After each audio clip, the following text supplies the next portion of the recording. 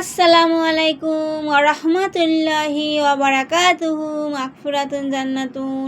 সবাই কেমন আছো? আলহামদুলিল্লাহ আমি ভালো আছি, তোমরা নিশ্চয়ই ভালো আছো।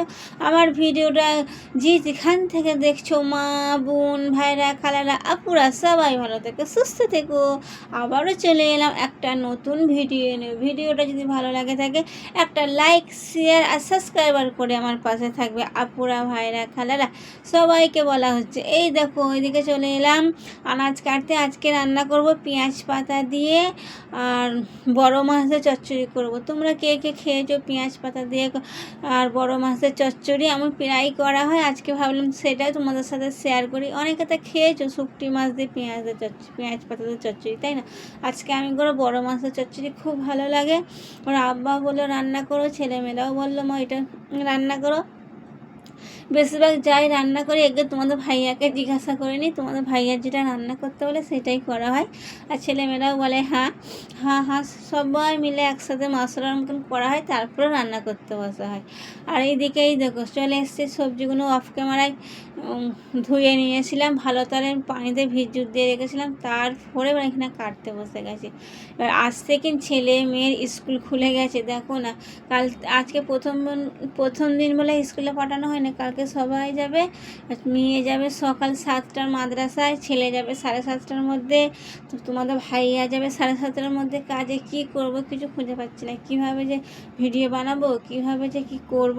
সবাই দোয়া করো আমার জন্য, আমি যেন ভিডিও বানাতে পারি, ভিডিও ছাড়তে পারি।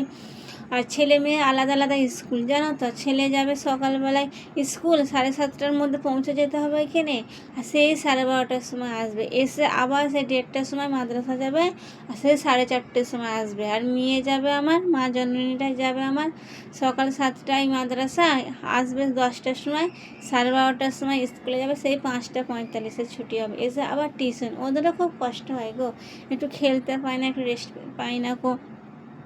তাই ভাবছি সকালে 3জনের একসাথে সব পড়ে যাচ্ছে, তোমাদের ভাইয়াকে রান্না করে দিয়ে টিফিন নিয়ে যেন সবাই আমার জন্য দোয়া করবে, যেন আমি টাইম মতন উঠতে পারি, টাইম মতন খানা বানাতে পারি, দেখা খাইয়ে দাই পৌঁছতে পারি।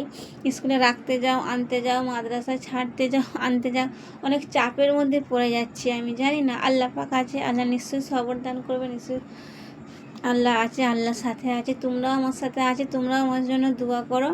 এদিকে রান্না তোমাদের সাথে গল্প করতে করতে এদিকে রান্না আমার হয়ে গেছে, প্রায় রান্না শেষের দিকে হয়ে গেছে।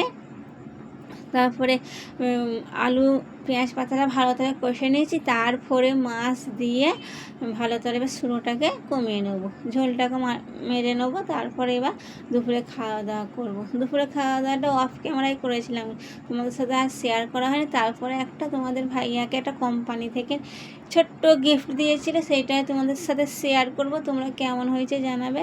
10 বছরের বেশি কাজ করেছে বলে, যাদের 10 বছরের বেশি কাজ করেছে তাদের এখানে এই গিফটটা দিয়েছে। আমার তো খুব পছন্দ, ছোট হোক আর বড় হোক, গিফটই হয়, তাই না? এটা আমার কাছে অনেক মূল্যবান, আমার কাছে খুব আমি খুশি হয়েছি, তোমাদের ভাইয়াও খুশি হয়েছে, আমিও খুব খুশি হয়েছে। তোমরা জানাবে গিফটটা কেমন হয়েছে। ভিডিওটা আর বেশি বড় করবো না, ভিডিওটা এইখানেই শেষ করলাম। সবাই ভালো থাকো, সুস্থ থাকো, আল্লাহ হাফেজ।